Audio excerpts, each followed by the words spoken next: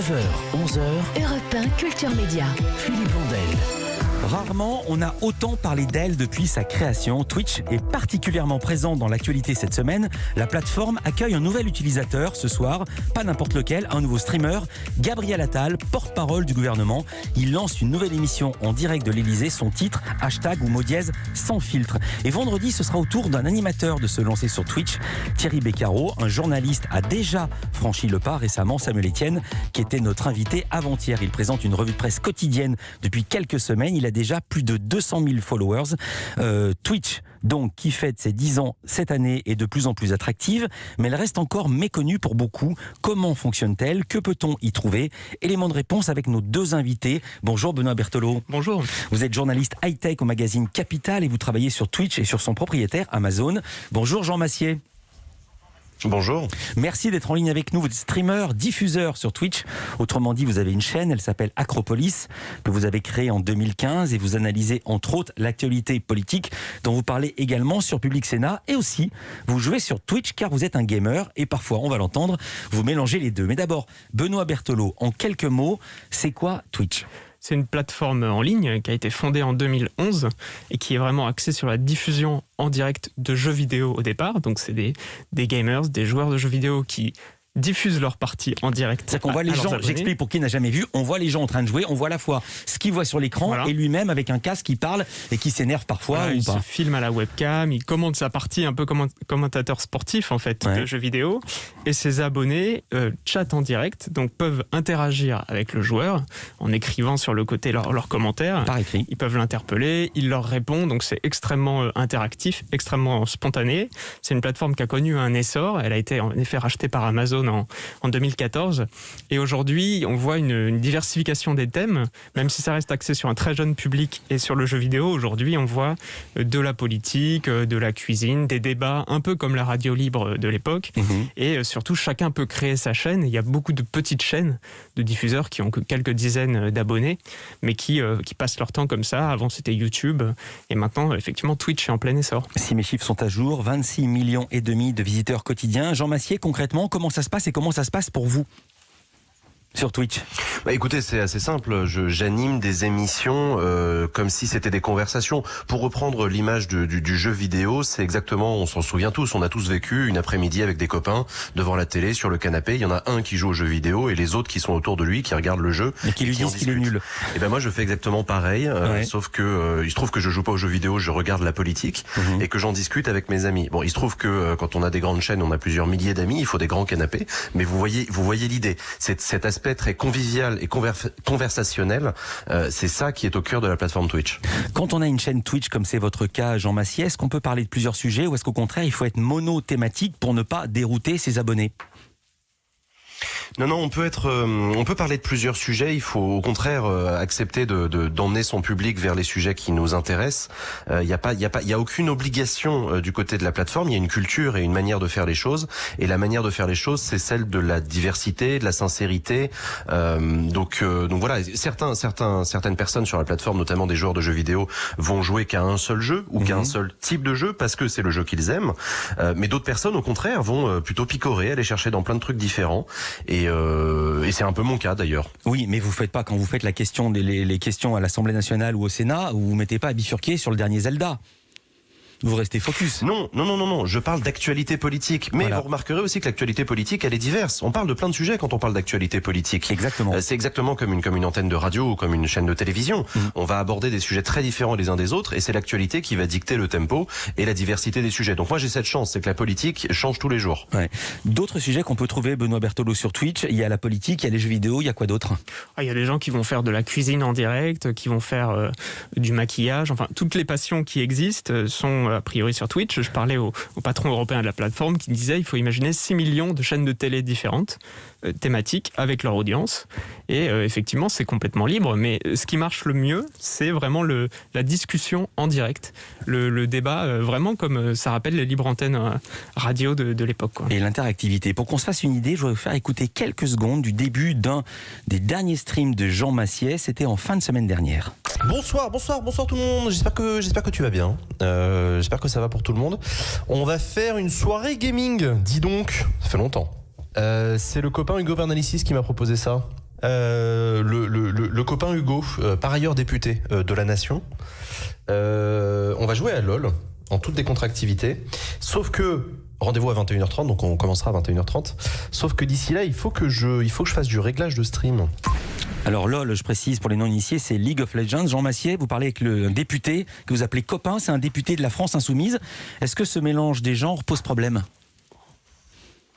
Non, il pose pas de problème. Il se trouve que Hugo Bernalicis fait partie des très rares députés qui a lui-même une chaîne Twitch sur laquelle il joue aux jeux vidéo. Il se trouve que c'est comme ça qu'on s'est rencontrés et qu'on a sympathisé. Il n'y a pas de sympathie politique, il y a une sympathie humaine du simple fait que lui est un homme politique, je travaille sur la politique et il se trouve qu'on est tous les deux passionnés de jeux vidéo. Donc ça nous arrive de temps en temps de jouer tous les deux. Mais pour le coup, la notion de proximité, il n'y a pas de mélange des genres. En tout cas, dans la tête du public, c'est assez clair. Ouais, ça se passe aussi dans d'autres médias, pas seulement sur Twitch. Alors Jean Massier, justement sur Twitch, on ne parle pas de politique comme on en parle à la télé, on vient de l'entendre. Quels sont les codes de Twitch ? Les codes de Twitch, ils sont éditoriaux. Ils sont pas tant techniques qu'éditoriaux. C'est une posture, c'est une manière de s'adresser à son public et c'est une manière de considérer son public. Pour le faire très simple, quand on est sur Twitch, il ne faut surtout pas considérer que l'on est sur un piédestal ou sur une estrade et que l'on déclame un discours à un public qui serait un auditoire, qui serait silencieux et qui écouterait. Et qui se contenterait d'applaudir. Je vous interromps. Si Léa Salamé était là où on lui posait la question sur l'émission politique, elle dirait la même chose. On se met pas sur un piédestal, mais il y a des codes. Par exemple, on se tutoie. On peut utiliser des gros mots. Il y a des jurons. Des fois, on entend merde. En fait, c'est la convivialité, le code premier. Ouais. Oui, mais c'est la convivialité, le code premier. C'est encore une fois, j'en reviens à ce caractère très amical, très chaleureux.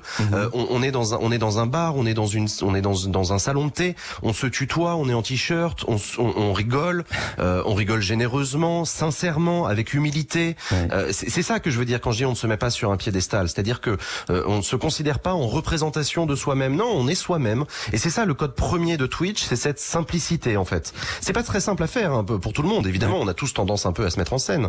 Mais sur Twitch, ce qui est le plus valorisé par le public, c'est la capacité à être soi-même, simple, humble, voilà. 86 000 abonnés sur votre chaîne Acropolis, Jean Massier. Qu'est-ce que ça change de parler politique sur Twitch plutôt que par exemple quand vous êtes sur Public Sénat ? Ça permet. Alors, il se trouve que Public Sénat diffuse un de mes streams sur Twitch, donc c'est très particulier. C'est la seule chaîne de télévision à faire ça. Mais il se trouve que ce que ça change, c'est que précisément, je parle de politique, mais j'échange au sujet de la politique. Je demande au public ce qu'il en pense. Ouais. Je me contente pas simplement de dire au public, ça y est, le gouvernement a décidé un couvre-feu. Je leur demande, et vous alors, racontez-moi comment ça se passe le couvre-feu chez vous. Expliquez-moi. Et vous d'ailleurs, les étudiants en ce moment, comment ça va ? Est-ce que c'est pas trop galère les examens ? On en parle. On fait de la politique, non pas un sujet simplement de reportage et de diffusion, on fait de la politique un sujet de conversation, tout simplement. Et c'est ça que ça change, c'est ça que Twitch rend possible à la différence d'autres plateformes, qui sont bien plus des plateformes de diffusion, c'est que comme Twitch est une plateforme d'interaction, ça change cette posture éditoriale, encore une fois. On l'a dit, Twitch a été acheté par Amazon, il y a quelque chose dont on n'a pas parlé encore, c'est le modèle économique de Twitch, et pour le groupe, et pour les Twitchers, justement, je ne sais pas comment on dit, pour ceux qui s'y expriment. On en parle juste après une courte pause avec Jean Massier et Benoît Berthelot. À tout de suite. 9h, 11h, Europe 1 Culture Média. Philippe Vandel. Nous parlons de ce nouveau média en ligne, ou plutôt, il n'est pas nouveau, il existe depuis 2011, mais c'est son irruption qui est nouvelle dans l'actualité, notamment avec la chaîne qui sera lancée ce soir par le porte-parole du gouvernement, Gabriel Attal. Hashtag sans filtre, c'est le nom de la chaîne. On peut parier qu'il y aura quand même des filtres. Jean Massier, vous êtes avec nous.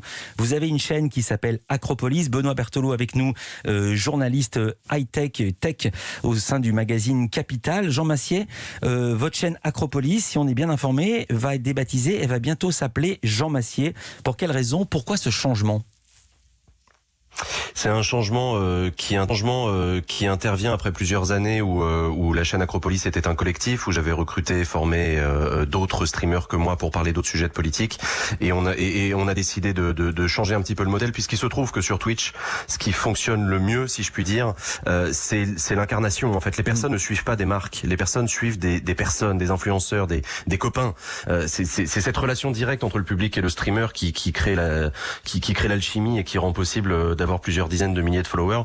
Donc à l'usage, je me suis rendu compte que je préférais assumer le fait que cette chaîne était la mienne, que j'étais son seul visage, et donc voilà, donc je décide d'incarner la chaîne et je laisse tomber la marque pour assumer mon identité. Voilà. Ouais. En l'occurrence, par exemple, Samuel Etienne a baptisé sa chaîne La Matinée est Tienne. Donc on entend quand même un petit peu son patronyme. Non, c'est pas sa chaîne. Ça, c'est non, ça c'est le nom de son émission. Pardon. Sa chaîne s'appelle Samuel Etienne. Ah, vous avez raison. Alors merci, autant pour moi, précision importante. Benoît Berthelot, justement, les streamers qui passent du temps, beaucoup de temps parfois sur leur live, est-ce qu'ils sont rémunérés pour cela ? Ils peuvent assez vite être rémunérés. Il suffit d'avoir très très peu d'abonnés pour devenir un partenaire, c'est-à-dire pouvoir engranger des revenus avec Twitch. Ça marche de différentes façons. Il y a de la publicité qui est diffusée au milieu des streams et les diffuseurs peuvent en toucher une toute petite partie, mais la principale partie est touchée par Amazon, le propriétaire. Et ensuite, il y a tout un système de pourboire avec une monnaie virtuelle créée par Twitch qui permet aux abonnés de verser des pourboires dans cette monnaie virtuelle au streamer, mais qui va en toucher une partie. Là aussi, Amazon prend sa commission. Et après, il y a des abonnements. Tout simplement, vous pouvez vous abonner en payant à une chaîne, environ 5 € par mois. Ouais. Et là-dessus, le diffuseur touche la moitié. C'est des commissions très secrètes qu'Amazon ne veut pas donner, mais c'est 50% qui va à Amazon, 50% au diffuseur. Et être abonné, ça donne droit à utiliser des emojis particuliers, enfin faire partie de la communauté. Il y a beaucoup de gens qui sont très attachés à des diffuseurs, qui sont fans d'un joueur de jeux vidéo, qui vont pouvoir, pour lui faire plaisir, lui donner cette rémunération. Pour les débutants, ça peut donner assez vite des 300-400 € par mois. Des gens que j'ai interrogés pour mon article. Une sexologue, par exemple, qui est basée à Los Angeles, qui n'a pas pu faire de consultation pendant le premier confinement. Elle s'est mise sur Twitch et elle a vite fait un revenu d'appoint comme ça. Elle parle de sexualité avec les Français sur sa chaîne. Et après, ça lui permet de trouver des clients derrière. Enfin, il y a toutes sortes de mécanismes. Vous dites, juste pour qu'on ait un ordre de grandeur, vous dites 200 à 300 € par mois, donc on peut dire 200 à 300 $ par mois. Elle a combien de followers pour arriver à ce nombre, à ce chiffre ? Je crois qu'elle en a environ 12 000, donc c'est vraiment très conséquent, c'est important. Ouais. Elle a été relayée par d'autres Twitchers, etc. Donc ça, c'est quand même l'exception d'arriver à ce stade-là. Et vous voyez que même l'exception, ça permet pas d'en vivre non plus, mais on va dire que c'est un complément de revenu intéressant. Alors vous dites les chiffres sont secrets, Amazon les garde secrètement. On profite d'avoir Jean Massier avec nous. Jean Massier, quel est votre statut sur Twitch ? Vous êtes affilié, vous êtes partenaire. Comment vous gagnez de l'argent sur la plateforme ? Je suis partenaire de la plateforme et je gagne de l'argent exactement comme l'a expliqué Benoît, c'est-à-dire que j'ai la chance d'avoir sur mes 80 000 followers, j'en ai quelques centaines qui sont abonnés et ces quelques centaines donnent de l'argent à la différence de tous les autres. Vous savez, c'est un peu comme un artiste qui fait passer le chapeau après sa prestation. Il y a quelques personnes seulement vont donner une pièce et tout le monde a conscience que c'est parce qu'il y a quelques personnes qui donnent une pièce que le spectacle est possible. Moi c'est pareil. Voilà, j'ai quelques centaines de personnes qui aiment suffisamment mon travail pour avoir envie de donner 5 € par mois et j'en touche effectivement la moitié. Il y a certains responsables politiques. Ah non, juste une petite question. Ces pourboires virtuels, vous en touchez vous aussi ce que racontait à l'instant Benoît Berthelot, est-ce que vous en touchez également des pourboires virtuels ? Et qu'est-ce qu'on en fait ensuite ? Oui, ça fait partie aussi du modèle économique. Moi, je vous avoue que j'en touche assez peu, puisque mes émissions sont assez peu tournées autour de la récolte d'argent. Mais les internautes ont toujours la possibilité de faire un don en direct. C'est toujours possible de faire un don. Et c'est de l'argent qui rentre dans la cagnotte globale de ce que je touche à la fin du mois. J'ai très mal posé ma question. Si ce pourboire est virtuel, comment on fait ensuite pour l'utiliser ? Si c'est pas une monnaie de singe, c'est ça que je voulais dire. Qu'est-ce que vous allez faire de vos pourboires virtuels pour aller à la boulangerie ensuite ? Ah, c'est du vrai argent. C'est du vrai argent. C'est se convertir en euros. Après, il y a une équivalence. D'accord, je pensais que c'était une sorte de virtualité à la manière du Bitcoin, une monnaie qui n'existait pas ou qui n'existait que dans un champ très circonscrit. Jean Massier, il y a certains responsables qui sont sur Twitch, Jean-Luc Mélenchon par exemple, le candidat France Insoumise à la prochaine présidentielle, Gabriel Attal, porte-parole du gouvernement, y arrive ce soir. Est-ce qu'eux aussi sont rémunérés ? Non, alors il se trouve que eux ont fait le choix de ne pas devenir partenaire de la plateforme. C'est un choix que l'on peut faire. Les streamers ont la possibilité, s'ils le souhaitent, d'activer la possibilité d'être rémunérés. Mais c'est un choix. Et certains streamers, pour des raisons éthiques, essentiellement, ne le font pas. Donc je ne pense pas que Gabriel Attal, à travers lui, le gouvernement et la République française vont gagner de l'argent en faisant des streams. Ils pourraient le faire, mais ils font le choix de ne pas le faire. À mon avis, pour des questions d'éthique, par la volonté de rester très indépendant d'Amazon. Et puis voilà, non, on ne paye pas le porte-parole du gouvernement pour qu'il nous fasse un compte-rendu du Conseil des ministres. Exactement. Et je précise que Samuel Etienne, par avance, a déclaré qu'il ne toucherait pas d'argent sur Twitch et sur sa chaîne. Jean Massier, vous êtes fait connaître notamment en commentant les questions au gouvernement, à l'Assemblée, au Sénat, je l'ai dit, ça a tellement bien marché pour vous qu'une chaîne de télévision est venue vous chercher, c'est Public Sénat.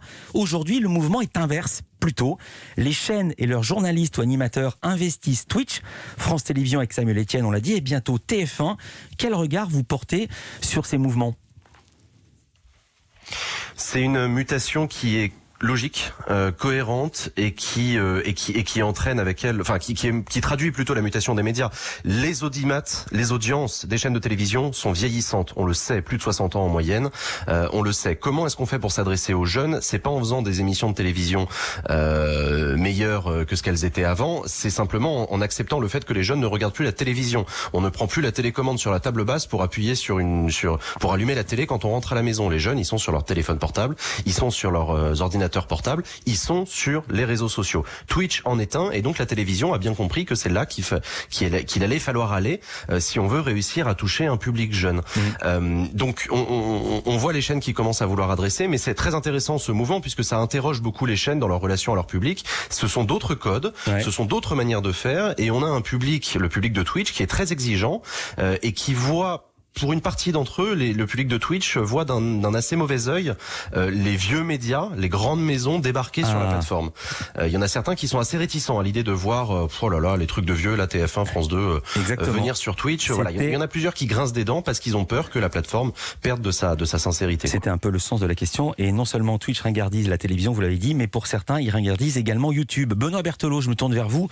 Notre mode d'emploi de Twitch ne serait pas complet si l'on ne parlait pas du propriétaire de la plateforme Amazon, un soutien de poids, et notamment, et c'est très important la technique, grâce à ses puissants serveurs informatiques. Oui, on le sait assez peu, mais Amazon, en fait, avant d'être un e-commerçant, c'est une entreprise du cloud qui a des serveurs informatiques qui sont loués à toutes les entreprises qui veulent les utiliser. Quand on regarde Netflix, c'est Amazon derrière, etc. Et y compris pour Twitch, évidemment, qui est sa propre plateforme. Ça coûte énormément de bandes passantes de diffuser en direct un flux qui part des États-Unis et qui est vu quasiment en direct en Thaïlande ou partout dans le monde sans déperdition d'images, etc. Et ils s'appuient sur ça sur leur propre serveur d'Amazon Web Services. Et ensuite, il y a une intégration complètement publicitaire. Bien sûr, la régie pub d'Amazon s'occupe aussi des pubs qui sont diffusées sur Twitch. Donc c'est une petite filiale d'Amazon, toute petite, mais très rentable a priori.